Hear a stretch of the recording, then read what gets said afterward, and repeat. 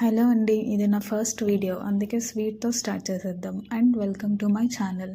ఈరోజు మనం మ్యాంగోస్ ట్రెండింగ్లో ఉన్నాయి కదా, మ్యాంగో సాగు డెజర్ట్ ఎలా చేయాలో తక్కువ స్వీట్తో తక్కువ ఫ్యాట్తో ఎంతో ఈజీగా ఎలా చేయాలో చూద్దాం. ముందుగా ఒక గిన్నెలో సగ్గుబియ్యం వేసుకొని ఒక 3 గంటలైనా నానబెట్టుకోండి. అప్పుడు సగ్గుబియ్యం తొందరగా ఉడికిపోతాయి. 3 గంటల తర్వాత ఒక కడాయిలో మంచినీళ్ళు వేసుకొని అందులో ముందుగా నానబెట్టుకున్న సగ్గుబియ్యం వేసి బాగా ఉడికించుకోండి.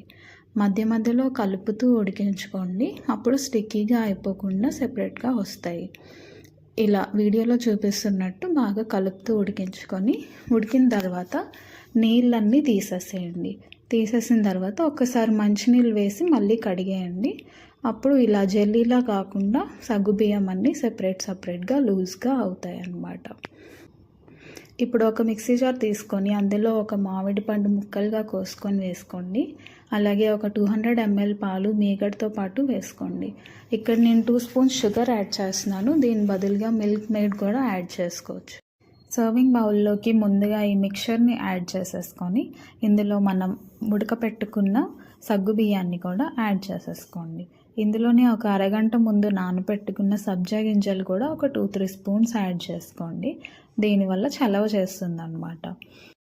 ఇప్పుడు ఇవన్నీ కలిసేలాగా బాగా కలుపుకోండి. ఒకవేళ ఇది చిన్నపిల్లలకి కనుక సర్వ్ చేయాలనుకుంటే ఇందులో మిల్క్ మేడ్ ఫ్రెష్ క్రీమ్ కూడా యాడ్ చేసుకోవచ్చు. ఇప్పుడు దీన్ని ఒక అరగంట పాటు ఫ్రిడ్జ్లో పెట్టి తీసుకొని పైన మామిడికాయ ముక్కలు వేసుకొని సర్వ్ చేసుకోవచ్చు. అప్పటికప్పుడు సర్వ్ చేసుకోవాలనుకుంటే ఐస్ క్యూబ్స్ వేసుకొని కూడా సర్వ్ చేసుకోవచ్చు.